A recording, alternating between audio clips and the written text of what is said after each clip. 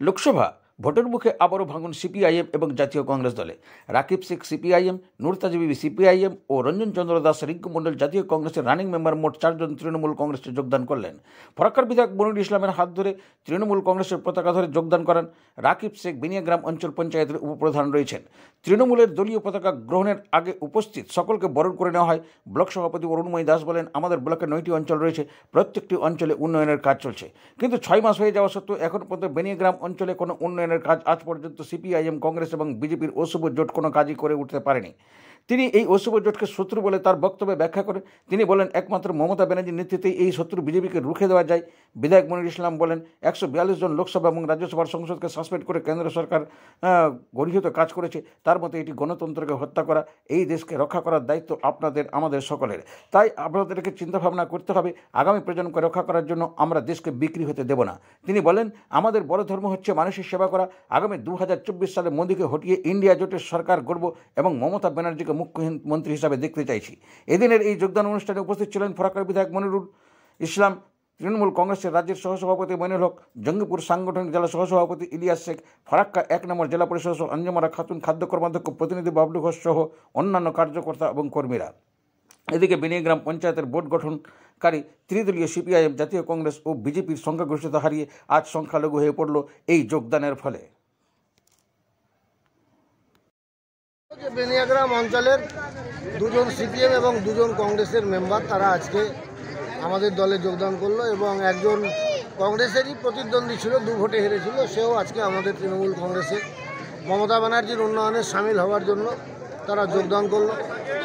ফারাক্কার 9টা পঞ্চায়েতের মধ্যে 8টা পঞ্চায়েত আমাদের দখলে ছিল, একটা ছিল বিরোধীদের দখলে বেনিয়াগ্রাম, এবং 6 মাস হয়ে গেল পঞ্চায়েত গঠন হওয়া। এক মাটি এক কোদাল ইটও কোথাও পড়েনি, আর একটা ইটও কোথাও গাঁথেনি। মানে 6 মাসে 10 পয়সার কাজও বেনিয়াগ্রাম অঞ্চল করতে পারেনি।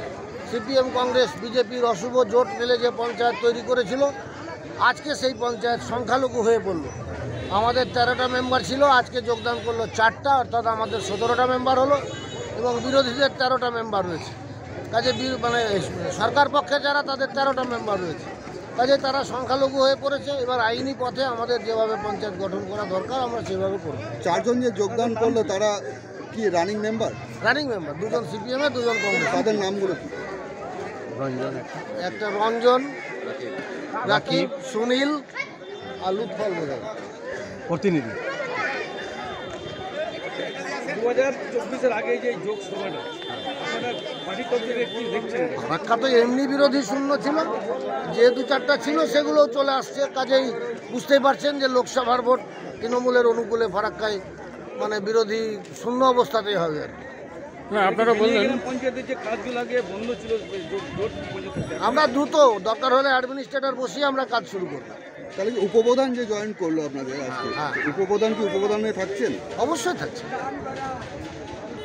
কি নাম উপপ্রধান? রাকিব শেখ।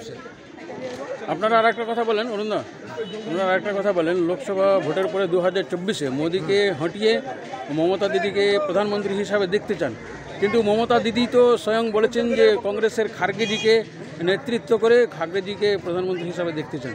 শুনুন, মমতা ব্যানার্জি তো আর পাগল নয়। কথা হচ্ছে যে সর্বভারতীয় রাজনীতিতে কংগ্রেস বৃহত্তম দল, এটা নিয়ে তো কোনো অস্বীকার নেই।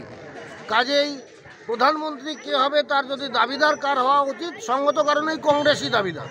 সেই জন্য মমতা ব্যানার্জি মল্লিকার্জুন খার্গের নাম বলেছেন।